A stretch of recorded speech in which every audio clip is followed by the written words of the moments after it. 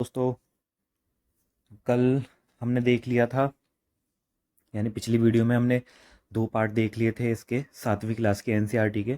अब हम तीसरा पार्ट देखेंगे जिसका नाम है दिल्ली के सुल्तान। चलिए शुरू करते हैं इसे।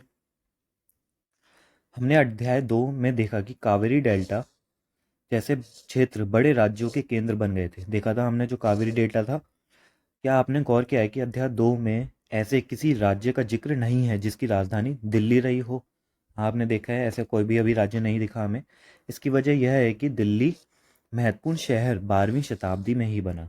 ठीक है, दिल्ली जब बना था वो महत्वपूर्ण शहर वो 12वीं शताब्दी में ही बना था, उससे पहले वो नहीं था। तालिका 1 पर नजर डालिए। इससे पहले तोमर राजपूतों के काल में दिल्ली किस साम्राज्य की राजधानी बनी? देखते हैं, तोमर राजपूतों के काल में दिल्ली किस साम्राज्य की राजधानी बनी? 12वीं सदी के मध्य में तोमरों को अजमेर के चौहानों, जिन्हें चहमान नाम से भी जाना जाता है, हमने देखा था, ने परास्त किया। तो 12वीं सदी के मध्य में तोमरों को, जो तोमर जो थे उनके अजमेर के चौहानों ने, जिन्हें चहामान बोला जाता है, उन्होंने परास्त कर दिया। तोमरों और चौहानों के राज्यकाल में ही दिल्ली वाणिज्य का एक महत्वपूर्ण केंद्र बन गया। अब जो ये महत्वपूर्ण केंद्र बन रहा था वो तोमरों और चौहानों के राज्यकाल में दिल्ली जो था वो वाणिज्य का महत्वपूर्ण केंद्र बन गया, वाणिज्य का। ठीक है, तो ये अगर पूछा जाए कि पहले केंद्र किसका था तो तोमर और फिर चौहान। इस शहर में बहुत सारे समृद्धिशाली जैन व्यापारी रहते थे जिन्होंने अनेक मंदिरों का निर्माण करवाया। यह दहलीवाल कहे जाने वाले सिक्के भी ढाले जाते थे जो काफी प्रचलन में थे। यहाँ पर सिक्के थे दहलीवाल नाम से। और आपसे कोई पूछा जाए कि मध्यकालीन भारत में दहलीवाल का क्या मतलब है, तो ये दहलीवाल का मतलब सिक्के हैं। ये ध्यान रखना है इसमें। 13वीं सदी के आरंभ में दिल्ली सल्तनत की स्थापना हुई। 13वीं सदी में के आरंभ में दिल्ली सल्तनत की स्थापना हुई और इसके साथ दिल्ली एक ऐसी राजधानी में बदल गई जिसका नियंत्रण इस उपमहाद्वीप के बहुत बड़े क्षेत्र पर फैला था। समझे? यानी दिल्ली एक ऐसी राजधानी में बदल गई जिसका नियंत्रण इस उपमहाद्वीप के बहुत बड़े क्षेत्र पर फैला था। यानी जब ये 13वीं सदी के आरंभ में जब दिल्ली सल्तनत आई तो इसने दिल्ली को एक ऐसी प्रतिष्ठा दे दी, एक ऐसी राजधानी बन गई जिसका पूरा नियंत्रण पूरे उपमहाद्वीप पर फैल गया था। तालिका 1 पर फिर से नजर डालिए और उन 5 वंशों की पहचान कीजिए जिनसे मिलकर दिल्ली की सल्तनत बनी। अब हम देखते हैं उस पर 5 वंशों की पहचान करते हैं। उससे पहले ये मानचित्र में देख लेते हैं। मानचित्र 1, 13वीं-14वीं सदी में दिल्ली सल्तनत के कुछ चुने हुए शहर। ये दिल्ली सल्तनत के कुछ चुने हुए शहर दिखाए जा रहे हैं यहाँ पर। ये सारे हैं फिरोजाबाद, फिरोज शाह कोटला, तुगलकाबाद, आदिलाबाद, हौज सुल्तानी, कुतुब मीनार, दहली ए कुन्हा, जहाँ पन्हा, सीरी, हौज खास। ये जो दिल्ली में या इसके आसपास रहता है वो इन सब से उन्हें पता होगा इन सभी के बारे में। ये रहे दिल्ली के शासक। इसी तालिका की बात हो रही थी। यहाँ पर राजपूत वंश, फिर प्रारंभिक तुर्की शासक, उसके बाद खलजी वंश, तुगलक वंश, सैयद वंश, लोदी वंश। ये सारे थे जिन्होंने दिल्ली सल्तनत पे शासन किया था।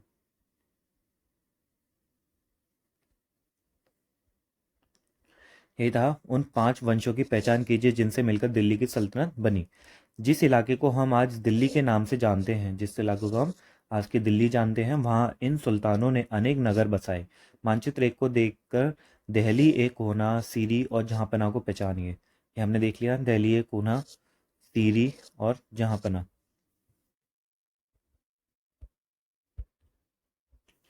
इसमें जो राजपूत वंश थे उसमें जो तोमर थे, तोमर 12वीं शताब्दी, आरंभिक 12वीं शताब्दी यानी 1165 से थे।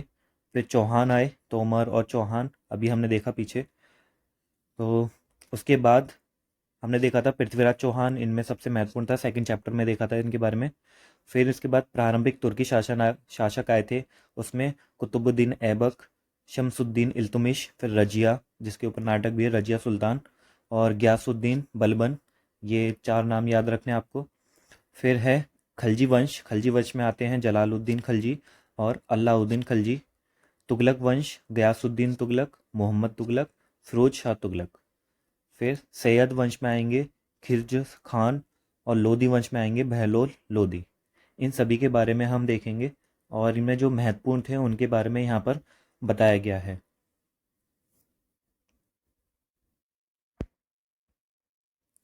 दिल्ली के सुल्तानों के बारे में जानकारी कैसे, यानी कुछ स्रोत तो मिले होंगे ना, जिनके बारे में हमें जानकारी मिल रही है, उनके कुछ स्रोत होंगे, तो वही देख रहे हैं।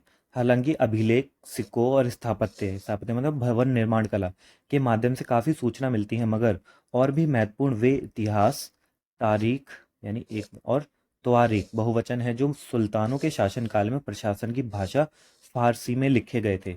अब वैसे तो ये बता रहे हैं कि अभिलेखों से भी मिलती है, सिक्कों से भी मिलती है, और स्थापत्य यानी भवनों के निर्माण कला से भी बहुत सारी इन्हें सूचना मिल जाती है। लेकिन ये जो महत्वपूर्ण जिसे मानते हैं महत्वपूर्ण, वे हैं जो इतिहास के नाम से जाने गए हैं। वे इतिहास, तारीख, एक वचन में तारीख है और बहुवचन में तवारीख, जो सुल्तानों के जो शासनकाल में प्रशासन की भाषा फारसी में लिखे गए थे। अब यहाँ पर जो प्रशासन की भाषा थी वो फारसी थी, और इसी में ये सारी चीज़ें लिखी गई थी। तो ये जो ऑथेंटिक स्रोत हैं इस पे ज़्यादा निर्भर रहे हैं इतिहासकार, उसके बारे में बताया गया है। तवारीख के लेखक सचिव, प्रशासक, कवि और दरबारियों जैसे सुशिक्षित व्यक्ति होते थे, जो घटनाओं का वर्णन भी करते थे। तवारीख बहुवचन में जो है, यानी एक ही तारीख का नहीं है, इसमें बहुत सारी तारीखों का उल्लेख किया गया है। तो ये सब लिखते थे जो सचिव होते थे, प्रशासक होते थे, कवि होते थे और दरबारी होते थे। ये सारे सुशिक्षित व्यक्ति होते थे, पढ़े लिखे होते थे, और ये सारी जो महत्वपूर्ण घटनाएं थी उनका वर्णन करते थे, और शासकों को प्रशासन संबंधी सलाह भी देते थे। वे न्यायसंगत शासन के महत्व पर बल देते थे। ठीक है, न्यायसंगत शासन का महत्व, यानी किसी को भी किसी के साथ भी अन्याय ना हो, इसलिए वो न्यायसंगत शासन के महत्व पर बल देते थे। चित्र एक में देखते हैं पांडुलिपि को तैयार करने के 4 चरण। ये पांडुलिपि को तैयार करने के 4 चरण हैं, पूछे जा सकते हैं पेपर में। कागज तैयार करना, सबसे पहले कागज तैयार किया जा रहा है, देखिए इस चित्र में ये कागज तैयार कर रहे हैं। फिर लेखन कार्य, ये देखिए लेखन कर रहे हैं, इनके हाथ में कलम है। फिर महत्वपूर्ण शब्दों और अनुच्छेदों की ओर ध्यान आकर्षित करने के लिए सोने का पिघलाकर उसका प्रयोग, यहाँ पर ये सोना पिघलाया जा रहा है। फिर जिल्द तैयार करना, यहाँ पर ये जिल्द तैयार हो रही है, बुक कवर तैयार हो रहा है यहाँ पर। तो ये पांडुलिपि को तैयार करने के 4 चरण हैं, ये चारों याद कर लेना, शायद पेपर में पूछ लिए जाए। प्रश्न देखते हैं, क्या आपको लगता है कि न्याय चक्र राजा और प्रजा के बीच संबंध को समझाने के लिए उपयुक्त शब्द है? न्याय चक्र, इसके बारे में अभी हम देखेंगे। न्याय चक्र, ये रहा न्याय चक्र। 13वीं सदी के इतिहासकार फक्र ए मुदबिर ने लिखा था, राजा का काम सैनिकों के बिना नहीं चल सकता। ये हमने पीछे देख ही लिया है क्यों नहीं चल सकता, क्योंकि उसे बहुत लड़ाइयाँ भी लड़नी पड़ती थी। सैनिक वेतन के बिना नहीं जी सकते, और सैनिक वेतन के बिना नहीं जी सकते। फिर वो काम के, जब उन्हें काम के बदले पैसा नहीं मिलेगा, उन्हें तनख्वाह नहीं मिलेगी, तो वो कैसे काम करेंगे। वेतन आता है किसानों से एकत्रित किए गए राजस्व से, ये भी सब हमने देख लिया था पीछे। जो वेतन आता है वो किसानों से ही आएगा, उनसे वो कर लेते थे। मगर किसान भी राजस्व तभी चुका सकेंगे जब वे खुशहाल और प्रसन्न हो। ऐसा तभी हो सकता है जब राजा न्याय और ईमानदार प्रशासन को बढ़ावा दे। ठीक है, इसमें ये सारी बातें बता रखी हैं कि अगर राजा को चाहिए, राजा को अपना प्रशासन बना के रखना है, तो उसे सैनिकों की जरूरत है, और ये इनडायरेक्टली डिपेंडेड है किसानों पर, जो कि वो राजस्व देंगे, और राजस्व वो तभी देंगे जब राज्य न्याय और ईमानदार प्रशासन को बढ़ावा देगा। यानी राजा जब न्याय और ईमानदार प्रशासन को बढ़ावा देगा, ये तभी हो सकेगा। देखते हैं, ये कुछ और बातें ये कुछ और बातें ध्यान में रखें। कैसी? त्वारिख के लेखक नगरों में, विशेषकर दिल्ली में रहते थे, गांवों में शायद ही कभी रहते हों। वे अक्सर अपने इतिहास सुल्तानों के लिए उनसे ढेर सारे इनाम और इकराम पाने की आशा में लिखा करते थे। वही कि उन्हें, जैसे हमने देखा था, प्रशस्तियां लिखते हैं लोग। ये लेखक अक्सर शासकों को जन्म सिद्ध अधिकार या लिंग भेद पर आधारित आदर्श समाज व्यवस्था बनाए रखने की सलाह देते थे। के विचारों से सारे लोग सहमत नहीं होते थे। अब होंगे भी नहीं, ये सही बात है, क्योंकि एक तो आप जन्म से अधिकार दे रहे हो उनको कि जन्म से ही राजा का बेटा राजा ही बनेगा, चाहे कैसा भी हो राजा का काबिल हो या नहीं हो। और दूसरी बात, चलो ठीक है राजा तो बन लिए आप, लेकिन लिंग भेद आधारित समाज और उसको भी आदर्श समाज बोला जा रहा है, तो ये गलत बात है, क्योंकि लिंग भेद में होता है कि कुछ काम औरतें नहीं कर सकती या कुछ काम आदमी ही कर सकते हैं। तो ये इसमें है ना, लिंग भेद दिखाया गया था, ये असमानता की बात करता है। तो इसलिए इन विचारों से बहुत जो सारे लोग थे वो सहमत नहीं होते थे। यहाँ पर देखते हैं जन्मसिद्ध अधिकार के बारे में क्या बताया गया है। जन्म के आधार पर विशेषाधिकार का दावा। जन्मसिद्ध अधिकार का मतलब है जन्म के आधार पर विशेषाधिकार का दावा। उदाहरण के लिए कुछ लोग मानते थे कि कुलीन व्यक्तियों को कुछ खास परिवारों में जन्म लेने के कारण शासन करने का अधिकार विरासत में मिलता है। क्या ये बात सही है? बिल्कुल भी नहीं। अब लिंग भेद देखते हैं। स्त्रियों और पुरुषों के बीच सामाजिक और शारीरिक रचना संबंधी अंतर। यहाँ पर दो तरह के अंतर बताए गए हैं। एक तो सामाजिक अंतर बताए गए हैं, समाज में उनकी भूमिका क्या है, समाज में वो कौन से काम करेंगे, समाज में कैसे रहेंगे। तो ये सारी चीज़ें जो लिंग भेद पर आधारित है, सामाजिक उनकी भूमिका। और दूसरा शरीर रचना संबंधी अंतर, जिसमें वो बताते हैं कि लड़कियों के शरीर की, जो स्त्रियों के शरीर है उसकी रचना थोड़ी भारी काम करने के लिए नहीं होती, तो सारे काम भारी काम आदमी ही करेंगे, तो उसको हल्के काम करने चाहिए, उनको बच्चों को ही पालना चाहिए, उनको घर के काम करने चाहिए, बाहर नहीं जाना चाहिए। तो ये सारे जो अंतर हैं ये एक विकसित समाज की निशानी नहीं होते। आमतौर पर यह तर्क दिया जाता है कि ऐसे अंतर का कारण पुरुष स्त्रियों की तुलना में श्रेष्ठ होते हैं। ऐसे अंतर के कारण जो पुरुष थे वो स्त्रियों की तुलना में श्रेष्ठ होते हैं। क्या ऐसा सही है? बिल्कुल भी नहीं है। किसने बोला कि जो पुरुष हैं वो स्त्रियों से श्रेष्ठ होते हैं? स्त्रियां भी हैं कितनी जो श्रेष्ठ हैं। तो ये आज के ज़माने में गलत है, और पहले भी था, लेकिन वही ये लोग राजा को खुश करने के लिए ऐसा बोलते थे, क्योंकि राजा भी एक आदमी होता था। सन 1236 में सुल्तान इल्तुमिश की बेटी रजिया सिंहासन पर बैठी। अब ये जो रजिया बैठेगी इनको भी फिर बहुत परेशानियों का सामना करना पड़ा था, इन जैसे लोगों के वजह से ही, जो राजा को सलाह देते थे। उस युग के इतिहासकार मिनहाज ए सिराज ने स्वीकार किया है कि वह अपने सभी भाइयों से अधिक योग्य और सक्षम थी। ठीक है, वो एक लड़की है रजिया, और वो अपने दूसरे भाइयों से योग्य भी है और सक्षम भी है, लेकिन फिर भी वह एक रानी को शासक के रूप में मान्यता नहीं दे पा रहा था। समझे? जो मिराज ए सिराज था, क्योंकि ये भी उसी समय समाज का हिस्सा था, तो ये भी उसको मान्यता नहीं दे पा रहा था शासक के रूप में, क्योंकि उसने भी बचपन से यही देखा है। तो वो एकदम से नहीं बदल सकता, नेचर किसी का नहीं बदल सकता, जैसे हमारे समाज का नहीं बदल रहा है। जो लोग हैं, एक तरफ आदमी हैं, अगर औरत उन्हें तुम करके बोलेगी, आप करके बोलेंगे, और एक तरफ आदमी होता है वो अपनी बीवी को या किसी को भी तू करके बात करता है, लेकिन जब भी एक औरत उससे तू करके बात कर लेती है तो ऐसा लगता है जैसे आदमी गुस्से में आ जाता है और उसका मान सम्मान सब खत्म हो गया है।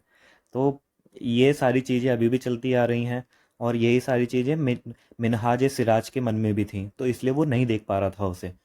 दरबारी जन भी उसके स्वतंत्र रूप से शासन करने की कोशिशों से प्रसन्न नहीं थे।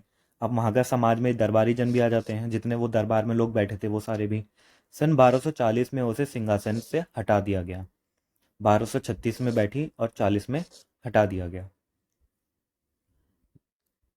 जब भी आप महिलाओं पर कोई ऐसे लिख रहे हो या कोई टॉपिक लिख रहे हो, तो इसमें रजिया का है ना, और यहाँ के समाज की व्यवस्था का आप इसका जिक्र करना, ये ऐतिहासिक परिप्रेक्ष्य दिखाएगा, हिस्टोरिकल पर्सपेक्टिव दिखाएगा इस चीज़ का। रजिया के बारे में मिनहाज ए सिराज के विचार, ये विचारों को आप लिख भी सकते हो। मिनहाज ए सिराज का सोचना था कि ईश्वर ने जो आदर्श समाज व्यवस्था बनाई है, ये जो आदर्श समाज व्यवस्था है ना, ये आदर्श समाज व्यवस्था ये सबको लुगा डालती है। ये आदर्श होना ही क्यों चाहिए? आदर्श जैसी कोई चीज नहीं होती है, जैसा है वैसा रहने दो। ये कहते हैं कि आदर्श बनाएंगे जिसमें पुरुष, इनके लिए आदर्श समाज वैसा ही है जैसे कि ब्राह्मणों के लिए वो ऊपर रहते हैं, सबसे ऊपर, वो वाला आदर्श समाज। और पुरुषों के लिए भी वही समाज है जो जिसमें पुरुष ऊपर रहेगा, ऐसा आदर्श समाज। और इन्होंने बता दिया कि ईश्वर ने ये बनाया है। ईश्वर ने जो आदर्श समाज व्यवस्था बनाई है उसके अनुसार स्त्रियों को पुरुषों के अधीन होना चाहिए। क्या होना चाहिए? अधीन नहीं होना चाहिए भाई। और रानी का शासन इस व्यवस्था के विरुद्ध जाता है। और ये व्यवस्था किसने बनाई है, इसके लिए भी इन्होंने बहुत सोचा होगा, तब बता दिया चलो भाई हम ईश्वर डाल देते हैं, क्योंकि भगवान से तो हर कोई डरता है। तो हम बता देते हैं ये ईश्वर ने बनाई है समाज व्यवस्था। और स्त्रियां ये सुन के डर भी जाती हैं, तो वो कुछ बोलती भी नहीं है फिर। इसलिए वह पूछता है, खुदा की रचना के खाते मैं उसका ब्यौरा, जो कि मर्दों की सूची में नहीं आता, इसलिए इतनी शानदार खूबियों से भी उसे आखिर हासिल क्या हुआ। समझे?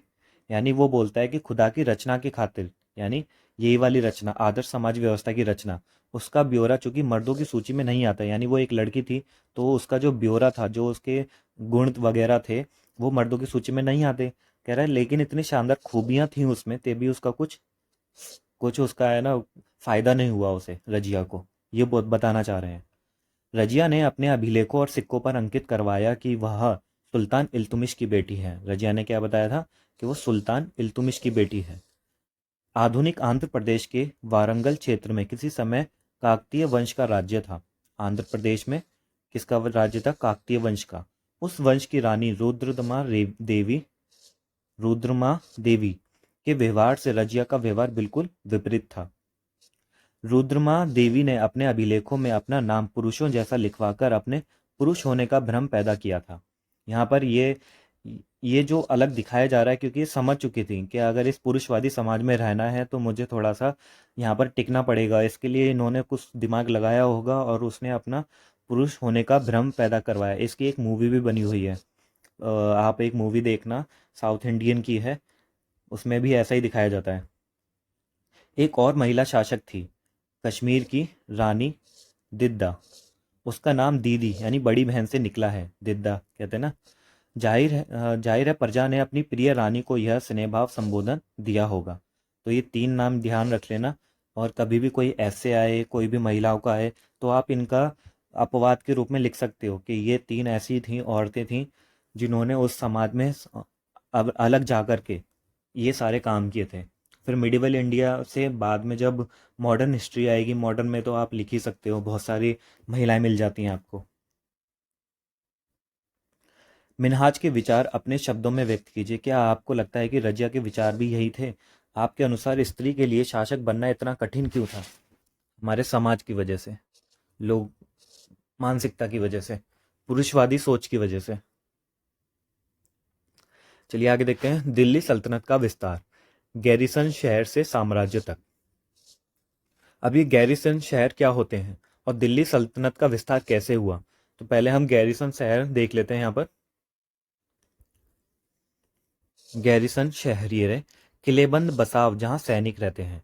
यानी एक शहर है, उसके चारों तरफ किले बना दिए गए और उन किलों में सैनिक भी रहते हैं, और उसके बाहर रहेंगे, अंदर रहेंगे, बड़े बड़े गेट लगेंगे, और चारों तरफ या तो पानी भी हो सकता है उधर, ताकि कोई आया और जाया ना जा सके। तो इन्हें बोलते हैं गैरिसन शहर। और इन शहरों पर आक्रमण करना या इन्हें जीतना बहुत मुश्किल होता था, क्योंकि यहाँ पे सारी रहने की सारी सुविधाएं होती थी, अनाज वगैरह सब होता था। मानचित्र 2 देखते हैं। शमसुद्दीन इल्तुमिश द्वारा जीते गए प्रमुख शहर। यहाँ पर ये सारे प्रमुख शहर दिखाए गए हैं। राजकोट, मुल्तान, लाहौर, नंदाना, उच्च, दिल्ली, रणथंबोर, अजमेर, कोल, बदायूं, अवध, बनारस, लखनौती, ये सारे शहर हैं। भीतरी प्रदेश भी देख लेते हैं। यहाँ पर भीतरी किसी शहर या बंदरगाह के आसपास के इलाके जो उस शहर के लिए वस्तुओं और सेवाओं की पूर्ति करें, वो उन्हें भीतरी प्रदेश बोलते हैं। फिर से देखते हैं। किसी शहर या बंदरगाह के आसपास के इलाके जो उस शहर के लिए, जो उस इलाके पास में है, शहर के लिए वस्तुओं और सेवाओं की पूर्ति करें, उन्हें बोलते हैं भीतरी प्रदेश। वीं शताब्दी के आरंभिक वर्षों में दिल्ली के सुल्तानों का शासन गैरीसिनों यानी रक्षक सैनिकों की टुकड़ियों के निवास के लिए बने मजबूत किलेबंद शहरों से परे शायद ही कभी फैला हो।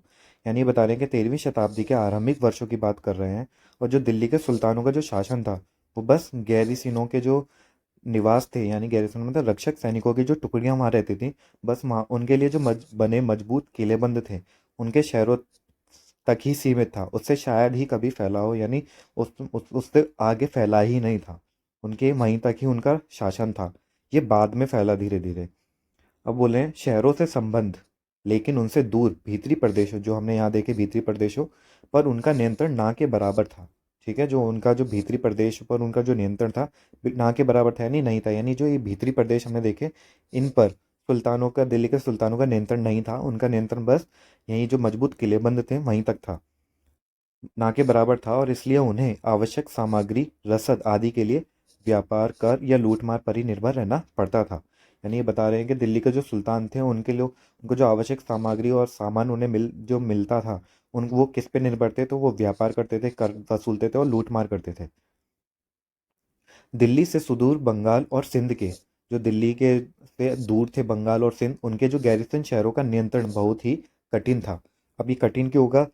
क्योंकि पहले ज़माने में संचार की व्यवस्था तो कुछ थी नहीं, इसलिए वहाँ पर कुछ भी होता था तो पहुँचने में ही टाइम लग जाता था। इसलिए ये दूर, जितनी दूरी होगी उतना ही आपको मुश्किल होगी।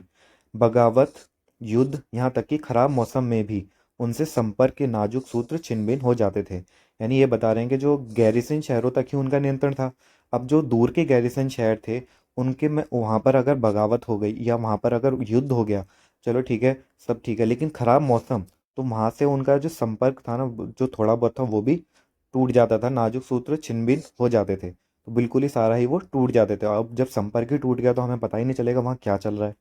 शासन को अफगानिस्तान से अभी ये मुसीबत नहीं थी, खराब मौसम वाली या युद्ध वाली। एक तो संपर्क टूट गया, दूसरी मुसीबत और भी है उनके पास। जो दिल्ली सुल्तनत के जो शासन थे उनको अफगानिस्तान से आने वाले हमलावरों और उन सूबेदारों से बराबर चुनौती मिलती रहती थी, जो जरा सी कमजोरी का आभास मिलते ही विद्रोह का झंडा खड़ा कर देते थे। ठीक है, यानी पहली परेशानी तो इन्हें ये है कि अफगानिस्तान से हमलावर आ रहे हैं, जो थोड़ी सी भी वो होने पर हमला कर देते हैं। अब वो दूसरे गैरिसन शहरों पर को ध्यान दे या फिर इन हमलावरों से बचे, और दो पहलुओं पर लड़ना बहुत मुश्किल होता है। और चलो ठीक है, ये तो हमला कर रहे हैं कभी कभी कर, लेकिन जो सूबेदार होते हैं, जो घर के ही होते हैं, उनसे चुनौती मिलना और भी ज़्यादा कठिन होता है, क्योंकि वो सब कुछ जानते हैं। तो इनसे भी चुनौतियां मिल रही थी उन्हें, मिलती रहती थी, और जरा सी भी कमजोरी का आभास मिलते ही ये जो सूबेदार थे, थोड़ी सी भी कमजोरी हो गई तभी विद्रोह का झंडा खड़ा कर देते थे। हे, हम तो आज़ाद हो गए, तुम क्या करोगे अब? तो ये सारी मुसीबतें बताई जा रही हैं यहाँ पर कि दिल्ली सल्तनत के पास कितनी मुसीबत थी शुरुआती दौर में। इन चुनौतियों के चलते सल्तनत बड़ी मुश्किल से किसी तरह अपने आप को बचाए हुए थी। कह रहे हैं ना, ये सारी मुश्किलें थी। वो आपसे पूछा जा सकता है कि दिल्ली सल्तनत के सामने क्या क्या चुनौतियां थी। तो 13वीं शताब्दी के आरंभिक वर्षों में दिल्ली के सामने, सल्तनत के सामने बहुत सारी चुनौतियां थी। पहला तो यही हो जाएगा कि गैरिसनों, जो सैनिक, रक्षक सैनिकों की टुकड़ी के निवास के लिए बने मजबूत किले बंद थे, उससे आगे नहीं फैला। जो भीतरी प्रदेश था वहाँ पर भी नियंत्रण नहीं था। और जो दूर के बंगाल और सिंध के गैरिसन शहर थे उनका नियंत्रण बहुत कठिन था, और फिर बगावत, युद्ध या खराब मौसम हो जाता, संपर्क टूट जाता था उनसे। फिर दूसरा अफगानिस्तान से होने वाले हमले, और अंदर के घर में ही सूबेदारों से मिलती चुनौतियां, इन सभी से वो परेशान रहते थे। तो ये चुनौतियां थी दिल्ली सल्तनत के सामने, लेकिन इन चुनौतियों को भी संभालते हुए वो किसी तरह अपने आप को बचाए हुए थे। इसका संस्थापक गयासुद्दीन बलबन। अब ये जो यहाँ पर संस्थापन बोला गया है, इसका संस्थापन गयासुद्दीन बलबन के शासनकाल में हुआ। यानी जो इसका संस्थापन जब अच्छा हुआ, मजबूत हुआ, तो ये किसके काल में हुआ? गयासुद्दीन बलबन के काल में हुआ था। और इसका विस्तार जो था वो अलाउद्दीन खलजी और मोहम्मद तुगलक के राज्यकाल में हुआ। तो यहाँ तीन लोग जो महत्वपूर्ण हैं, उनके काल में ही, इन तीनों के काल में ही दिल्ली सल्तनत सबसे ज़्यादा आगे बढ़ी थी। गयासुद्दीन बलबन, अलाउद्दीन खिलजी और मोहम्मद तुगलक, ये नाम याद कर लेने। गयासुद्दीन बलबन, अलाउद्दीन खिलजी, मोहम्मद तुगलक, इन्हीं के तीनों के शासनकाल में ही थोड़ी सी मजबूत हुई थी दिल्ली सल्तनत। सल्तनत की भीतरी सीमाओं में जो अभियान चले, उनका लक्ष्य था, जो भीतरी सीमाएं थी जहाँ सल्तनत का, जहाँ जहाँ पे कंट्रोल था, वहाँ पर उन्होंने अभियान चलाया। क्योंकि इन्होंने कुछ योजना बनाई, गयासुद्दीन बलबन ने, अलाउद्दीन खिलजी, मोहम्मद तुगलक ने, एक एक करके अपने समय के साथ इन्होंने अभियान चलाए थे। और उनका जो लक्ष्य था वो था गैरिसन शहरों की पृष्ठभूमि में स्थित भीतरी क्षेत्रों, ये वही भीतरी क्षेत्र हैं जो हमने यहाँ पर देखे, जिन पे इनका नियंत्रण नहीं था, ये भीतरी क्षेत्र, इन भीतरी क्षेत्रों में की स्थिति को मजबूत करना। ठीक है, इन भीतरी क्षेत्रों की स्थिति को मजबूत करना। इन अभियानों के दौरान गंगा यमुना के दोआब से जंगलों को साफ कर दिया गया। गंगा यमुना दोआब, यहाँ पे बहुत उपजाऊ मिट्टी है और यहाँ पे बहुत बड़े बड़े जंगल थे, उन सबको साफ कर दिया। और शिकारी संग्राहकों और चरवाहों को उनके पर्यावास से, यानी जो जंगलों में लोग बाग रहते थे, शिकारी, संग्राहक, चरवाहा, उनके पर्यावास से, उनके घरों से उन्हें खदेड़ दिया गया। वह जमीन किसानों को दे दी गई और वो जो जमीन बची वो किसको दे दी? किसानों को दे दी, किसानी खेती करने के लिए।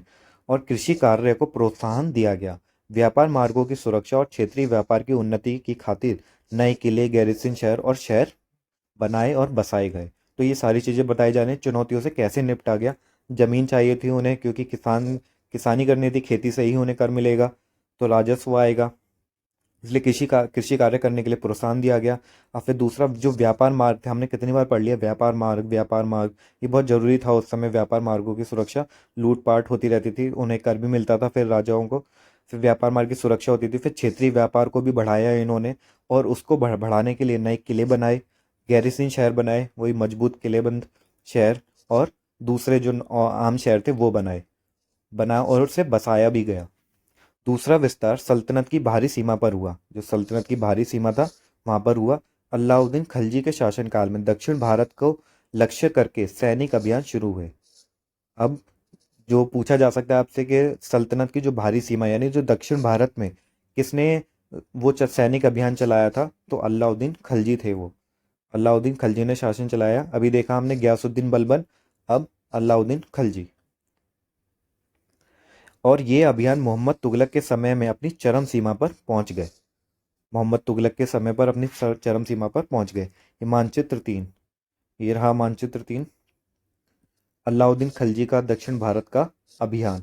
तो दक्षिण भारत, ये देखिए, ये कहाँ चला गया, ये दिल्ली से ये पॉइंट बन रहे हैं। कहाँ से? 1299 में गुजरात पे विजय करी, फिर 1303 में चित्तौड़ पर विजय करी, फिर रणथंभौर राजस्थान पर, फिर यहीं से मांडू में 1305 में विजय करी, फिर देवगिरी में विजय करी, फिर यहीं से 1302 और 1303 में होते हुए वारंगल की तरफ आए, और यहीं से ही जो कड़ा था उसकी विजय करी 1296 में। फिर यहीं तक देवगिरी आ गए। फिर यहाँ से 1311 में वारंगल पे विजय करी, फिर यादव, और फिर होसियल, द्वार समुद्र, तंजावुर, मदुरु, यहाँ सारे इन्होंने अपने अभियान चलाए थे, सैनिक अभियान, यहाँ से यहाँ तक। तो यही सारे बताए गए हैं कि अलाउद्दीन खिलजी ने कौन कौन से सैनिक अभियान चलाए थे। और फिर बाद में इन अभियानों में मोहम्मद गौरी के समय अपनी चरम सीमा पर पहुंच चुके थे ये। इन अभियानों में सल्तनत की सेनाओं ने, जो सल्तनत की सेनाएं थी उनमें हाथी, घोड़े, गुलाम और मूल्यवान धातुएं अपने कब्जे में ले ली। कहाँ ये चुनौतियों से सामना कर रहे थे और कहाँ इन्होंने सब कुछ अपने कंट्रोल में ले लिया। दिल्ली सल्तनत की सेनाओं की शुरुआत अपेक्षाकृत कमजोर थी। ठीक है, सेनाओं की जो शुरुआत थी वो क्या थी? कमजोर थी। मगर 150 वर्ष बाद मोहम्मद तुगलक के राज्यकाल के अंत तक इस उपमहाद्वीप का एक विशाल क्षेत्र इसके युद्ध अभियान के अंतर्गत आ चुका था। क्योंकि हमने देख लिया पहले, वही जो पहले जो कमजोर थी, क्योंकि वो चुनौतियों से गुजर रहे थे इसलिए कमजोर थी। लेकिन जो मोहम्मद तुगलक था उसके राज्य के अंत तक आते आते उपमहाद्वीप का जो एक विशाल क्षेत्र था उनके युद्ध अभियान के अंतर्गत आ चुका था, यानी उसके कंट्रोल में आ गया था। इतने शत्रुओं की सेनाओं को परास्त किया और शहरों पर कब्जा किया, समझे, सबको परास्त कर दिया और शहरों पर कब्जा भी कर लिया। इसके सूबेदार और प्रशासक मुकदमों में फैसले सुनाते थे। अब जो इनके सूबेदार थे ये वही थे जो चुनौती दे रहे थे, अब सभी नहीं देते थे। तो जो सूबेदार थे और जो प्रशासक थे वो मुकदमों में फैसले सुनाते थे और साथ ही किसानों से कर वसूल करते थे। ये जो जमीन जंगल काटे थे और किसानों को दे दी थी, वही वाले किसानों से कर वसूल कर रहे हैं। लेकिन इतने विशाल क्षेत्र पर इनका नियंत्रण किस सीमा तक और कितना प्रभावी था? अब ये भी एक प्रश्न है, तो इसका आंसर हमें आगे मिलेगा। क्योंकि इतने विशाल क्षेत्र में इनका जो नियंत्रण था वो किस सीमा तक था और कितना प्रभावी था? प्रभावी भी तो रहना चाहिए।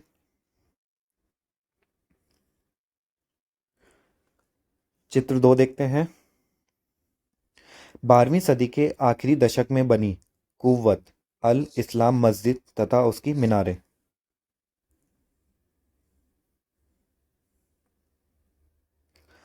12वीं सदी में बनी कुव्वत अल इस्लाम मस्जिद और उसकी मीनारें। यह जामा मस्जिद दिल्ली के सुल्तानों द्वारा बनाए गए सबसे पहले शहर में स्थित है।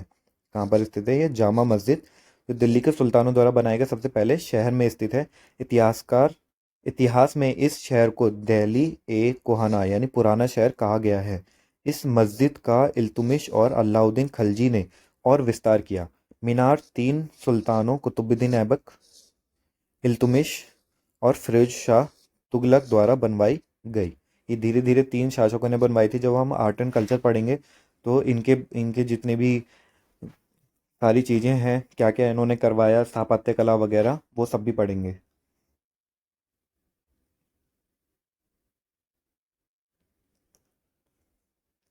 चित्र 3, बेगमपुरी मस्जिद। यह मोहम्मद तुगलक के राज्यकाल में दिल्ली में उसकी नई राजधानी जहांपना, विश्व की शरण स्थली, जो जहांपना है उसका मतलब होता है विश्व की शरण स्थली, की मुख्य मस्जिद के तौर पर बनाई गई थी।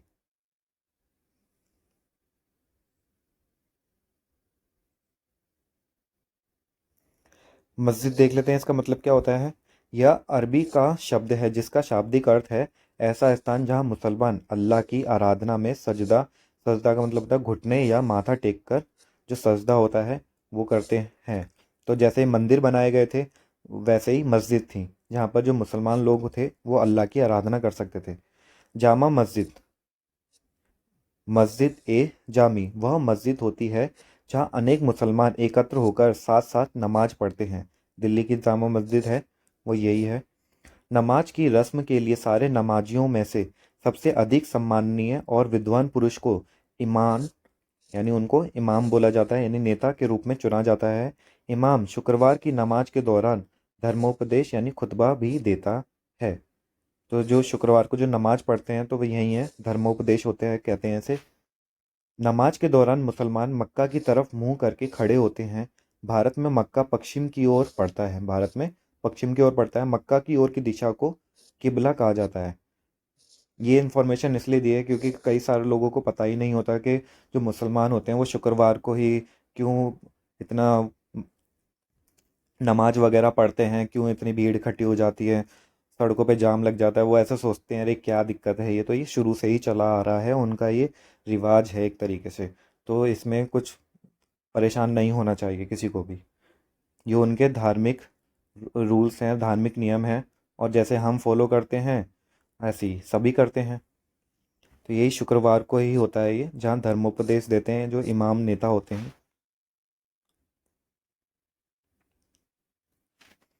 दिल्ली के सुल्तानों ने सारे उपमहाद्वीप के अनेक शहरों में मस्जिदें बनवाई, इन्होंने बहुत सारी मस्जिदें बनवाई थी।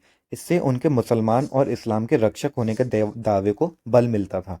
समान आचार संहिता और आस्था का पालन करने वाले श्रद्धालुओं के परस्पर एक समुदाय से जुड़े होने का बोध उत्पन्न करने में भी मस्जिदें सहायक थीं। यानी उसमें बताया कि जो वो एक ही समान आचार संहिता का मतलब है कि जो भी वो नियम कानून जो भी बने हैं सब लोगों के लिए एक जैसे होंगे, और जो आस्था थी लोगों में वो भी सब एक जैसी थी। तो इसका भी वो बोध होता था कि सब एक ही हैं, एक ही साथ जुड़े हुए हैं, कोई अलग नहीं है। एक समुदाय का अंग होने का बोध को प्रबल करना जरूरी था। वो जब सोचते थे कि हम सभी एक ही समुदाय हैं तो उससे भ्रातृत्व बढ़ता है और सब अपने आप भाईचारा भी बढ़ता है और एकजुट होकर के सब लोग रहते हैं। अब इसलिए ज़रूरी था क्योंकि मुसलमान अनेक भिन्न भिन्न प्रकार की पृष्ठभूमियों से आते हैं। अब जो भिन्न भिन्न प्रकार की पृष्ठभूमियों से आएंगे, अगर वो अपने आप को अलग समझने लगेंगे तो एक साम्राज्य कभी नहीं बन पाएगा। जैसे आज आज होता है, हम भारतीय हैं और चाहे हिंदू मुसलमान से कोई भी हो, बस हम भारतीय होते हैं, हम हैं इंडियन होते हैं। तो यही हमारे अंदर भी है आज, हम में भी एक ये समुदाय का एक बोध है। कौन सा समुदाय? भारतीय होने का समुदाय। ये देखते हैं चित्र 4, मोट की मस्जिद। सिकंदर लोदी के शासनकाल में यह उसके मंत्री द्वारा बनवाई गई थी। मोट की मस्जिद सिकंदर लोदी के शासनकाल में बनवाई गई थी। फिर देखते हैं चित्र 5, जमाली कमाली की मस्जिद। 1520 के दशक में आखिरी दिनों में निर्मित हुई थी जमाली कमाली की मस्जिद। ये रही।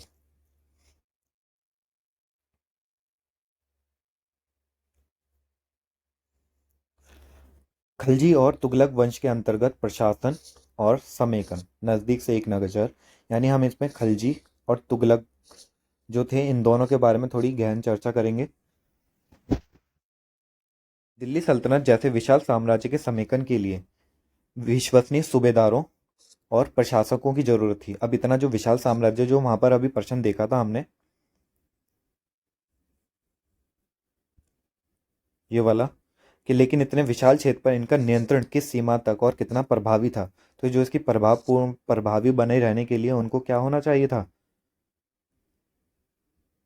उनको जो विश्वसनीय सूबेदारों और प्रशासकों की जरूरत थी, तभी तो प्रभाव अच्छी तरह से बन पाएगा। दिल्ली के आरंभिक सुल्तान विशेषकर इल्तुमिश सामंतों और जमींदारों के स्थान पर अपने विशेष गुलामों को सूबेदार नियुक्त करना अधिक पसंद करते थे। अब विश्वसनीय बोला जा रहा है तो विश्वसनीय चाहे वो घर का हो, भाई हो, बहन हो या फिर कोई रिश्तेदार हो, अगर उनमें भी कोई विश्वसनीय नहीं है तो उनमें जो गुलाम है वो विश्वसनीय, तो वो उनको चुन लेते थे। तो जो इल्तुमिश थे तो वो क्या करते थे, सामंतों जमींदारों के स्थान पर, क्योंकि सामंत और जमींदार जो थे जैसे थोड़ी सी पावर आती थी वो उछलने लग जाते थे और अपने आप को स्वतंत्र कर देते थे। तो उनके लिए विश्वसनीय कौन होते थे, वो गुलाम होते थे। तो इल्तुमिश जो पहले के जो आरंभिक सुल्तान थे उन्होंने गुलामों को ज़्यादा भरोसा दिखाया, सूबेदार नियुक्त किया। इन गुलामों को फारसी में बदंगा कहा जाता है और इन्हें सैनिक सेवा के लिए खरीदा जाता था। ठीक है, सैनिक सेवा के लिए इन्हें खरीदा जाता था।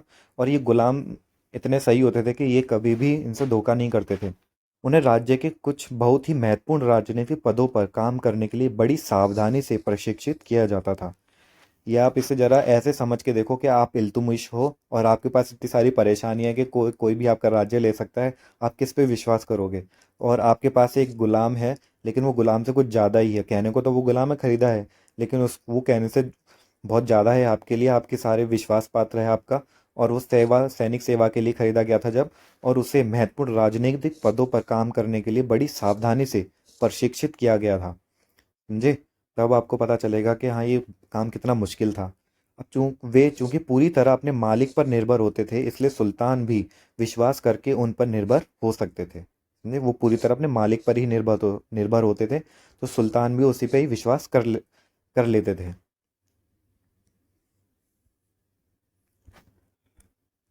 खलजी और तुगलक शासक बदंगा का इस्तेमाल करते रहे। बदंगा वही जो हमने अभी पढ़ा था। तो खलजी और तुगलक ये बदंगा का जो गुलाम थे उनका इस्तेमाल करते रहे, और साथ ही अपने आश्रित निम्न वर्ग के लोगों को भी ऊंचे राजनीतिक पदों पर बिठाते रहे। यानी जो उनके जो आश्रित और जो निम्न वर्ग के लोग थे उनको भी राजनीतिक पदों पर बिठाते रहे, क्योंकि जो उनके आश्रित होते हैं, आश्रित का मतलब होता है जो किसी अन्य व्यक्ति के संरक्षण में रहता हो, उस पर निर्भर रहता हो। अब जो किसी पे निर्भर रहेगा तो वो हमेशा उसी पे ही निर्भर रहेगा।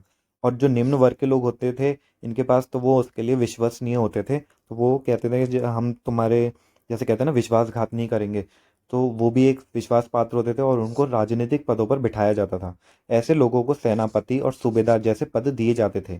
लेकिन इससे राजनीतिक अस्थिरता भी पैदा होने लगी। अब ये क्यों पैदा होने लगी, इसका भी आंसर मिलेगा हमें। गुलाम और आश्रित, ये दोनों ही आश्रित अपने मालिकों और संरक्षकों के प्रति तो वफादार रहते थे, मगर उनके उत्तराधिकारियों के प्रति नहीं। उनके उत्तराधिकारी मतलब जब अब जो राजा थे वो मर गए, अब उनके बाद में जो भी है, तो उनकी जो विश्वसनीयता थी उनके मालिकों के प्रति थी। अब वो उनके मालिक थोड़ी ना है, उनके संरक्षक थोड़ी ना है, इसलिए वो उनके प्रति वफादार नहीं रहते थे जो उत्तराधिकारी आते थे। नए सुल्तानों के अपने नौकर होते थे, उनके अपने नौकर हैं।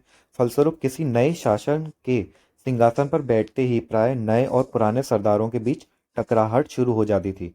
सुल्तानों द्वारा निचले तबके के लोगों को संरक्षण दिए जाने के कारण उच्च वर्ग के कई लोगों को गहरा धक्का भी लगता था। कहते ना, अरे भाई इसको तो हमसे ज़्यादा माना जा रहा है, हाँ इसको तो ये पोस्ट दे दी, हमें तो कुछ भी नहीं दिया, ये ज़्यादा है तेरा, यही खून है तेरा, ऐसे ऐसे मतलब सोचो जैसे घर में हो रहा हो। तो यही है, तो जो उच्च वर्ग के जो लोग होते थे वो उनको गहरा धक्का लगता था। और फारसी तवारीख के लेखकों ने निचले खानदान के लोगों को ऊंचे पदों पर बैठाने के लिए दिल्ली के सुल्तानों की आलोचना भी की है। ठीक है, तो फारसी तवारीख वही है जो तारीख लिखते हैं, अब सारे जितने भी घटनाएं हो रही हैं उनको लिखते थे। तो उन्होंने किस चीज़ का वर्ड यूज़ किया है, निचले खानदान के लोगों को ऊंचे पदों पर बिठाने के लिए उन्होंने उसकी आलोचना भी की। और आलोचना इसलिए करी क्योंकि उनको वो पद नहीं मिल रहा था।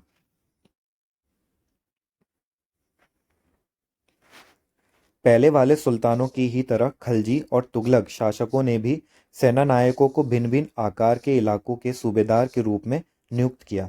तो जो सेना नायक थे उनको भिन्न भिन्न आकार के इलाकों के सूबेदार बन नियुक्त कर लिया उन्होंने। ये इलाके इक्ता कहलाते थे, इससे प्रश्न आ रखा है इक्ता के ऊपर। और इन्हें संभालने वाले अधिकारी इक्तादार या मुक्ति कहे जाते थे, और ये भी आ रखा है मुक्ति। मुक्ति का फर्ज था कि सैनिक अभियानों का नेतृत्व करना। मुक्ति क्या क्या काम करता था ये देख लेना। का फर्ज था कि सैनिक अभियानों का नेतृत्व करना और अपने इक्तों में कानून और व्यवस्था बनाए रखना। अपनी सैनिक सेवाओं के बदले वेतन के रूप में मुक्ति मुक्ति अपने इलाकों में राजस्व की वसूली क्या करते थे, यानी वो उन्हें जो सैनिक सेवाएं देते थे, उनको जो मुक्ति होते थे, जो सैनिक सेवाएं देते थे, उनको वेतन के बदले में क्या होता था, वो राजस्व की वसूली कर लेते थे। राजस्व के रूप में मिली रकम से ही वे अपने सैनिकों को भी तनख्वाह देते थे। मुक्ति लोगों पर काबू रखने का सबसे प्रभावी तरीका यह था कि उनका पद वंश परंपरा से ना चले और उन्हें कोई भी इक्ता थोड़े थोड़े समय के लिए ही मिले। यानी जो मुक्ति लोग थे, अब ये भी तो थोड़े से बेईमान हो सकते हैं, जब ज़्यादा पैसा आ जाएगा तो कर वसूल रहे हैं, राजस्व ले रहे हैं, तो इन पे भी नियंत्रण रखने का एक तरीका उन्होंने जो बताया कि जो उनका पद था वो वंश परंपरा से ना चले, यानी उनका बेटा है जो मुक्ति बन गया, उनका बेटा मुक्ति नहीं बनेगा। और ये भी बोला कि जो उनको एकता दिए जा रहे हैं वो थोड़े थोड़े समय के लिए ही मिले, जिसके बाद उनका स्थानांतरण कर दिया जाए। सुल्तान अलाउद्दीन खलजी और मोहम्मद तुगलक के शासनकाल में नौकरी के इन कठोर नियमों का कड़ी सख्ती से पालन होता था। अब ये जो कठोर नियम इसीलिए थे ताकि साम्राज्य बना रह सके, इसलिए अलाउद्दीन खलजी और मोहम्मद तुगलक ने ये नौकरी के कठोर नियम अपनाए थे। मुक्ति लोगों द्वारा एकत्रित किए गए राजस्व की रकम का हिसाब लेने के लिए राज्य द्वारा लेखा अधिकारी नियुक्त किए गए थे। लेखा अधिकारी जैसे आज भी होता है, कैग होते हैं ना, वो भी सारे हिसाब किताब रखते हैं। इस बात का ध्यान रखा जाता था कि मुक्ति राज्य द्वारा निर्धारित कर ही वसूलें और तय संख्या के अनुसार सैनिक रखें। अब ये बात भी वो ध्यान में रखते थे कि जो वो कर वसूल रहे हैं, वो जो कर वही वसूलें जो राज्य द्वारा निर्धारित किए गए हैं और एक्स्ट्रा उनसे ना लें। और जो तय सीमा जो संख्या रखी जाती थी सैनिकों की, उसी सीमा के अंदर वो सैनिक रखें, ज़्यादा नहीं रखें। जब दिल्ली के सुल्तान शहरों से दूर आंतरिक इलाकों को भी अपने अधिकार में ले आए, जो दिल्ली के सुल्तान थे उन्होंने शहरों से आंतरिक इलाकों को भी वो अपने अधिकार में ले लिया। उन्होंने उन्होंने भूमि के स्वामी सामंतों और अमीर जमींदारों को भी अपनी सत्ता के आगे झुकने को बाध्य कर दिया। जो भूमि के स्वामी होते थे सामंत और जो अमीर जमींदार थे, उनको भी बाध्य करा कि भाई हमारे आगे झुको। अलाउद्दीन खलजी के शासनकाल में भू राजस्व के निर्धारण और वसूली के कार्य को राज्य अपने नियंत्रण में ले आया। अब यहाँ पर अलाउद्दीन खलजी के शासनकाल में जो भू राजस्व के जो निर्धारण होता था और वसूली होता था, अभी हमने देखा था ऊपर के कठोर नियम बनाए थे, लेखा अधिकारी होता था, जो मुक्ति लोग होते थे वो सारा राजस्व करते थे। लेकिन बाद में क्या हुआ, भू राजस्व का निर्धारण और वसूली क्या हो गया, राज्य ने अपने नियंत्रण में ले आया और स्थानीय सामंतों से कर लगाने का अधिकार छीन लिया गया। समझे, स्थानीय जो सामंत थे, यही वाले सामंत जिनकी भूमि होती थी, उनसे वो अधिकार छीन लिया, बल्कि स्वयं उन्हें भी कर चुकाने को बाध्य किया गया और उनसे बोला भाई अब तुम लेना देना गया, तुम्हारा टाइम गया, अब अपना टाइम आ गया, तो अब तुम भी कर चुकाओ। सुल्तान के प्रशासकों ने जमीन की पैमाइश की और इसका हिसाब बड़ी सावधानी से रखा। जो सुल्तान के जो प्रशासकों ने, जो एडमिनिस्ट्रेटर थे, वो सारे लोग, उन्होंने ज़मीन की पैमाइश की, यानी नापा वापा सब कुछ उसकी हिसाब किताब रखा और उसका इसका हिसाब बड़ी सावधानी से भी रखा। कुछ पुराने सामंत और जमींदार राजस्व के निर्धारण और वसूली अधिकारी के रूप में सल्तनत की नौकरी करने लगे। अब ये वही सामंत है जिनको अभी जमीन से निकाल दिया था। तो पुराने सामंत और जो जमींदार थे वो राजस्व के निर्धारण और वसूली अधिकारी के रूप में क्या बन गए, राजस्व के निर्धारण और वसूली अधिकारी, इसके रूप में सल्तनत की नौकरी करने लगे। उस समय 3 तरह के कर थे, यहाँ पर कर बताए गए हैं, 3 तरह के कर थे। पहला कृषि पर, जिसे खराज कहा जाता था, जो कृषि पर लग रहा है उसे खराज बोला है, और जो किसान की उपज का लगभग 50% होता था। दूसरा मवेशियों पर लगता था, तीसरा घरों पर भी लगता था। तो 3 टाइप के कर हैं, ये याद कर लेना। पहला कृषि पर लगता था जिसे खराज कहा जाता है, और ये किसान की उपज का लगभग कितना होता था, 50% होता था ये। और दूसरा मवेशियों पर भी लगता था और तीसरा घरों पर भी लगता था। यह याद रखना जरूरी है कि इस उपमहाद्वीप का काफी बड़ा हिस्सा दिल्ली के सुल्तानों के अधिकार से बाहर ही था। दिल्ली से बंगाल जैसे सुदूर प्रांतों का नियंत्रण कठिन था। हमने पहले भी देख लिया था, बंगाल बहुत दूर है दिल्ली से, तो उसका जो नियंत्रण था वो भी कठिन होगा। दक्षिण भारत की विजय के बाद तुरंत बाद ही वह पूरा क्षेत्र फिर से स्वतंत्र हो गया। बताओ, वो पहले उसकी विजय करी, विजय करने के बाद वो पूरा स्वतंत्र हो गया। क्यों? क्योंकि नियंत्रण ही नहीं रख पाए वो। यहाँ तक कि गंगा के मैदानी इलाकों में भी घने जंगलों वाले ऐसे क्षेत्र जिन पे पैठन में सुल्तान की सेनाएं अक्षम थीं, यानी उन जो ऐसे जंगल थे जहाँ पर वो जाने में अक्षम थी सेनाएं। स्थानीय सरदारों ने इन क्षेत्रों में अपना शासन जमा लिया। अलाउद्दीन खिलजी और मोहम्मद तुगलक इन इलाकों पर जोर जबरदस्ती अपना अधिकार जमा तो लेते थे, पर अधिकार कुछ ही समय तक रह पाता था। सरदार और उनकी किलेबंदी के बाद में आएंगे इस पर। चंगेज खां के नेतृत्व में मंगोलों ने 1219 में उत्तर पूर्वी ईरान में फ्रांस ऑक्सीटियाना यानी आधुनिक जो उज्बेकिस्तान है पर हमला किया। चंगेज खान के नेतृत्व में मंगोलों ने कहाँ पर किया? उत्तर पूर्वी ईरान में उज्बेकिस्तान पर हमला किया, और इसके शीघ्र बाद ही दिल्ली सल्तनत को उनका धावा झेलना पड़ा। यानी जो चंगेज खान के नेतृत्व में मंगोलों ने जब आक्रमण किया दिल्ली सल्तनत के ऊपर, अलाउद्दीन खिलजी और मोहम्मद तुगलक के शासनकालों के आरंभ में दिल्ली पर मंगोलों के धावे बढ़ गए। अब इनके चुनौतियां कैसे करके इन्होंने ख़त्म करी थी, और फिर एक चुनौती आ गई चंगेल खां के रूप में मंगोल।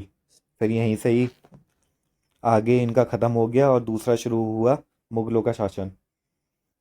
इससे मजबूत होकर दोनों ही सुल्तानों को एक विशाल स्थानीय सेना खड़ी करनी पड़ी। इतनी विशाल सेना को संभालना प्रशासन के लिए भारी चुनौती थी। आइए देखें कि दोनों सुल्तानों ने इस चुनौती का सामना कैसे किया। अब ये चुनौती वाले बाद में देखेंगे, पहले हम जो ऊपर बॉक्स थे वो देख लेते हैं।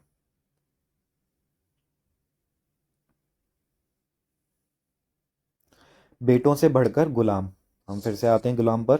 सुल्तानों को सलाह दी जाती थी, जिस गुलाम को हमने पाला पोसा और आगे बढ़ाया है उसकी हमें देखभाल करनी चाहिए, क्योंकि तकदीर अच्छी हो तभी पूरी जिंदगी में कभी कभी ही योग्य और अनुभवी गुलाम मिलता है। ठीक है, ये भी बोला जा रहा है कि गुलाम को जो पाला पोसा और आगे बढ़ाया उसकी हमें देखभाल करनी चाहिए, क्योंकि जहाँ हमारी तकदीर अच्छी, यहाँ तकदीर की भी बात की जा रही है, पूरी जिंदगी में कभी कभी ऐसे योग्य और अनुभवी गुलाम मिलता है। बुद्धिमानों का कहना है कि योग्य और अनुभवी गुलाम बेटे से भी बढ़कर होता है। ठीक है, तो आजकल ये गुलाम हो गया है, आजकल जो बढ़कर के होता है सबसे वो दोस्त होता है। समझे, सबसे बढ़कर, क्योंकि दोस्त से ही हम ऐसी बातें कर सकते हैं, सब कुछ शेयर कर सकते हैं। और ऐसे ही दोस्त भी तकदीर वालों को मिलते हैं जो पूरी जिंदगी भी योग्य भी होते हैं, अनुभवी भी होते हैं और साथ निभाते हैं। क्या आपको गुलाम को बेटे से बढ़कर मानने का कोई कारण समझ में आता है? बताना अगर आता है तो। आगे देखते हैं, सुल्तान मोहम्मद तुगलक के अधिकार रीजन। उनके जो सुल्तान मोहम्मद तुगलक थे उनके कौन कौन से अधिकारी जन थे उनके बारे में देखेंगे। सुल्तान मोहम्मद तुगलक ने अजीज खुमार नामक कलाल शराब बनाने वाले और बेचने वाले, जो कलाल का मतलब है शराब बनाने वाले और बेचने वाले, फिरोज हजाम नामक नाई और मनका तोबाक नामक बावर्ची और लड्डा तथा पीरा नामक मालियों को ऊंचे प्रशासनिक पदों पर बैठाया। यानी यहाँ पर बताया जा रहा है कि जो कलाल था वो शराब बनाने और बेचने वाला था, जो ये दूसरा नाम है वो नाई था एक, ये तीसरा नाम है जो बावर्ची था, यानी शराब बनाने वाला और बेचने वाला, नाई, बावर्ची और माली, इन सभी को प्रशासनिक पदों पर बिठाया। 14वीं शताब्दी के मध्य के इतिहासकार जियारुद्दीन बर्नी ने इन नियुक्तियों का उल्लेख सुल्तान के राजनीतिक विवेक के नाश और शासन करने की अक्षमता के उदाहरणों के रूप में किया है। आप खुद ही सोचो कि जो शराब बनाने वाला है या जो नाई है या जो बावर्ची है, जो माली है, वो कैसे प्रशासन संभाल लेगा। इसलिए जियाउद्दीन बर्नी ने इसकी आलोचना करी है और बोला है कि भाई जो सुल्तान था उसका राजनीतिक विवेक का नाश हो चुका है और शासन करने में उसकी अक्षमता हो गई है और वो उसमें क्षमता नहीं रही है। तो ऐसे उदाहरणों के रूप में उन्होंने बताया है और ये सही भी है। ऐसे कौन बैठाता है? आपके ख्याल से बर्नी ने सुल्तान की आलोचना क्यों की थी? मैंने बता ही दिया है।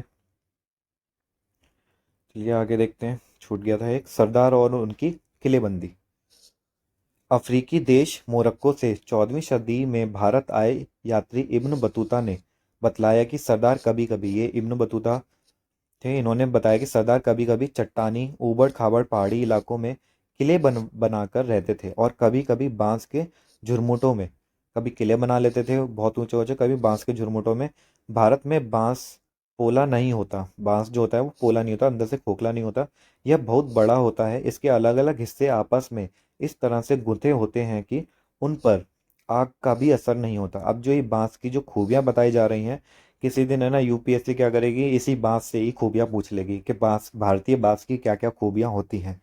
तो यही है, जो बांस है वो पोला नहीं होता।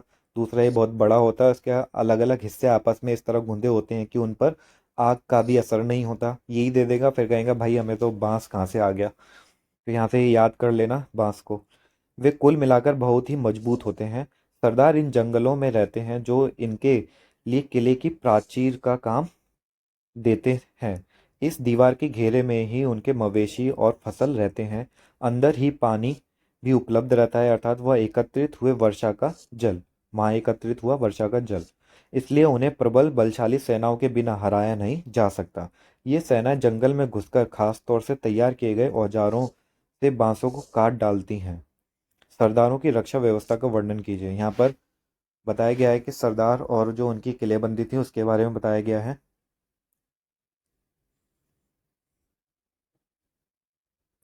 जो ये सरदारों के बारे में यहाँ बताया गया है, ये यही सरदार हैं, स्थानीय सरदार, और जिनको बारे में बोला गया था कि जो अलाउद्दीन खिलजी, मोहम्मद तुगलक, इन इलाकों में नहीं, जो सेनाएं थी इनकी वो अक्षम थी, यानी यहाँ पैठ जमाने में अक्षम थी। और वो क्यों थी, इसका रीज़न हमें यहाँ बता दिया है। क्योंकि वो झुग्गियों में रहते थे, ऐसे किले बनाकर रहते थे, बहुत मजबूत होते थे। मवेशी, फसल और ये जो इतने भी किले की प्राचीर थी बहुत मजबूत होती थी, यहाँ घुसना आसान नहीं था।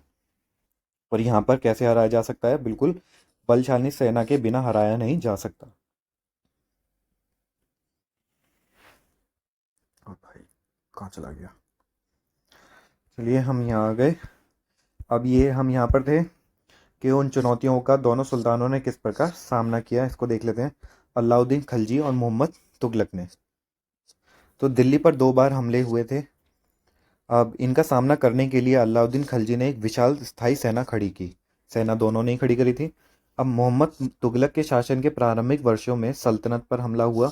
मंगोल सेना परास्त हो गई। मोहम्मद तुगलक को अपनी सेना की शक्ति और अपने संसाधनों पर इतना विश्वास था कि उसने ट्रांस ऑक्सीनिया पर आक्रमण की योजना बना ली। एक स्थायी सेना तैयार करना उसका आक्रामक कदम था। इसने भी स्थायी सेना बनाई और इन्होंने भी स्थायी सेना खड़ी करी। अब अलाउद्दीन खिलजी ने अपने सैनिकों के लिए सीरी नामक एक नया गैरिसियन शहर बनाया। सीरी नामक एक गैरिसन शहर बनाया। तो यहाँ पे पूछा जा सकता है कि जो सीरी शहर था वो किसने बनाया, तो अलाउद्दीन खिलजी ने बनाया था। अब नया गैरिसियन शहर बनाने के स्थान पर दिल्ली के 4 शहरों में से सबसे पुराने शहर दहलिया कूना को निवासियों से खाली करवा कर वहाँ सैनिक छावनी बना दी। अब जो इन्होंने किया, मोहम्मद तुगलक ने, जो जो पुराना शहर था दिल्ली कोना, उसको खाली करवाकर सैनिक छावनी वहां पर बना दी। पुराने शहर के निवासियों को दक्षिण में बनी नई राजधानी दौलताबाद भेज दिया गया, और जो इन्होंने नई राजधानी बना दी वो उसमें दौलताबाद थी। अलाउद्दीन खिलजी ने क्या किया, सैनिकों के पेट भरने की समस्या को गंगा यमुना के बीच की भूमि से कर के रूप में खेती की पैदावार इकट्ठी करके हल किया गया। किसानों की पैदावार का 50% हिस्सा कर के रूप में तय कर दिया गया था।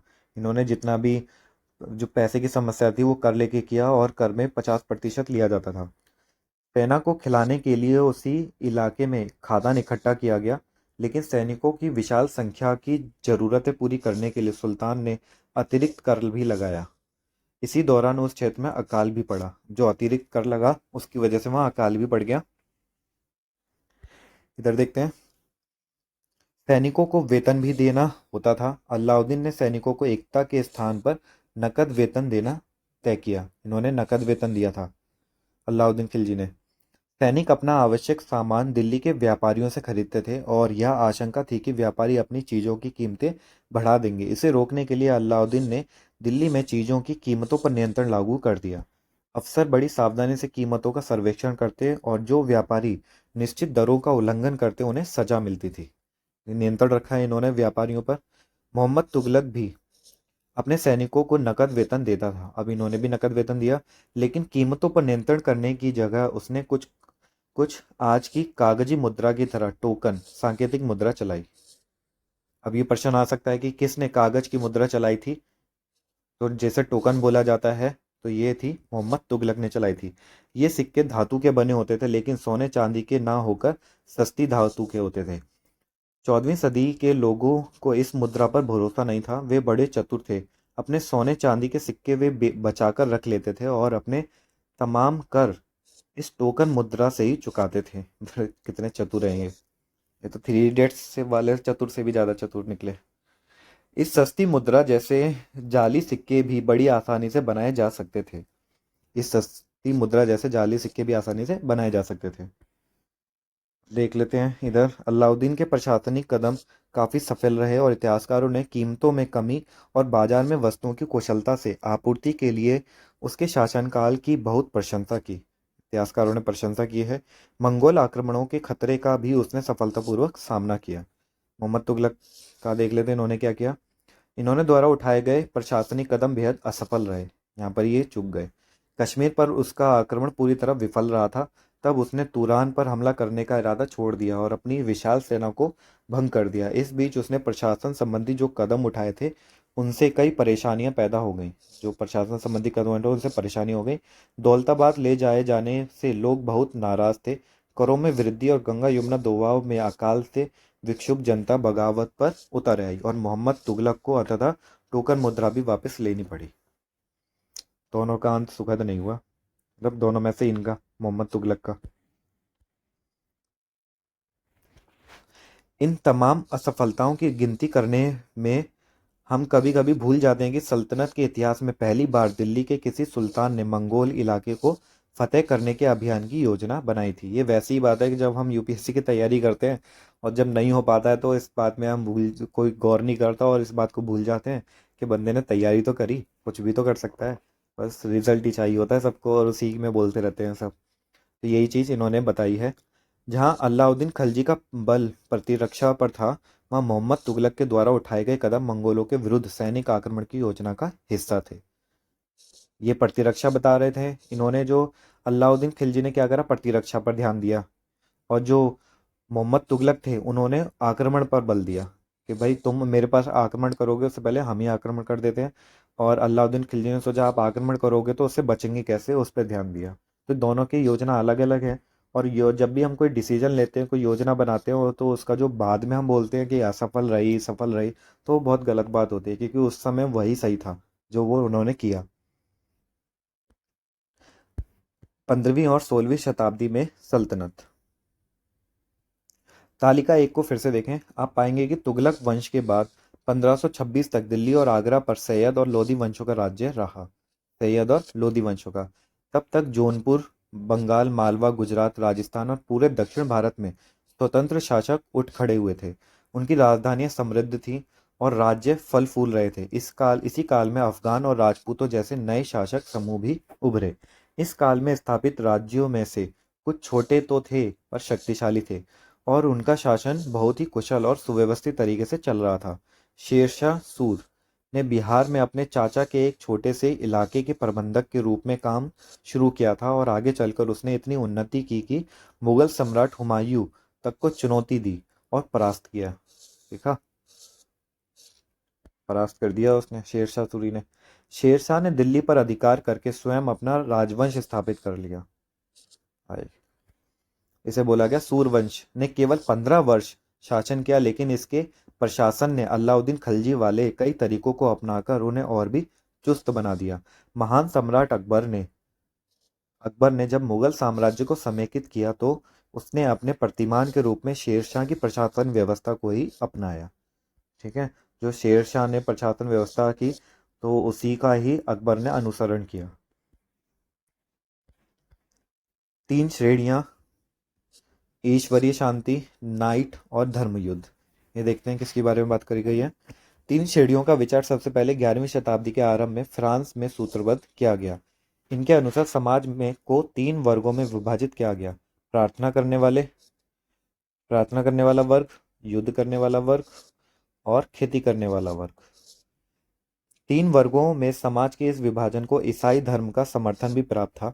इस विभाजन से ईसाई धर्म को समाज में अपने प्रबल प्रभाव को और भी दृढ़ करने में सहायता मिलती थी। वही धर्म वाले लोग अपने प्रभाव प्रबल करने में लगे रहते हैं। इसी विभाजन से योद्धाओं का एक नया समूह भी उभरा। इन योद्धाओं को नाइट कहा जाता था। जैसे बैटमैन की मूवी आई थी ना, ब्लैक नाइट, यही था, काला योद्धा। ईसाई धर्म एक समूह को संरक्षण देता था और अपनी ईश्वरीय शांति की अवधारणा के प्रसार में इनका उपयोग करता था। एक समूह को संरक्षण दे रहा है और अपनी ईश्वरीय शांति की जो अवधारणा थी अपने धर्म को फैला रहे हैं। नाइटों से अपेक्षा की जाती थी कि वे धर्म और ईश्वर की सेवा में समर्पित योद्धा रहें। कोशिश यह रहती थी कि इन योद्धाओं को आपसी लड़ाई भिड़ाई से विमुख करके उन मुसलमानों के विरुद्ध युद्ध करने भेज दिया जाए जिन्होंने यशरु यरूशलेम शहर पर कब्जा कर रखा था। शुरू से ही चला आ रहा है ये। अभी भी बहुत लड़ाई हो रही है यहाँ पर, गाजा पट्टी वगैरह पर। इस प्रयत्न के फल परिणाम स्वरूप सैनिक अभियानों की एक श्रृंखला चली जिसे क्रूसेड यानी धर्मयुद्ध कहा गया। ईश्वर तथा धर्म की सेवा में किए गए इन अभियानों ने नाइटों की हैसियत पूरी तरह बदल डाली। पहले इन नाइटों की गिनती कुलीनों में नहीं होती थी, मगर फ्रांस में 11वीं सदी के अंत तक और जर्मनी में उससे एक सदी बाद इन योद्धाओं के दीनहीन अतीत को भुला दिया गया था। 12वीं सदी तक तो कुलीन वर्ग के लोग भी नाइट कहलाना चाहने लगे थे। ये यहाँ से ये उठ खड़े हुए। कल्पना करते हैं, आप अलाउद्दीन खिलजी या मोहम्मद तुगलक के शासनकाल में एक किसान हैं और आप सुल्तान द्वारा लगाया गया कर नहीं चुका सकते। क्या करेंगे? क्या करेंगे समझना भाई। क्या कल्पना करवाते रहते हैं ये लोग। तो ये हमारा चैप्टर हो गया है ख़त्म। अब हम पढ़ेंगे मुगल साम्राज्य अगले वीडियो में, इसलिए मिलते हैं अगले वीडियो में अगले पार्ट के साथ मुगल साम्राज्य के साथ। तब तक के लिए बाय बाय।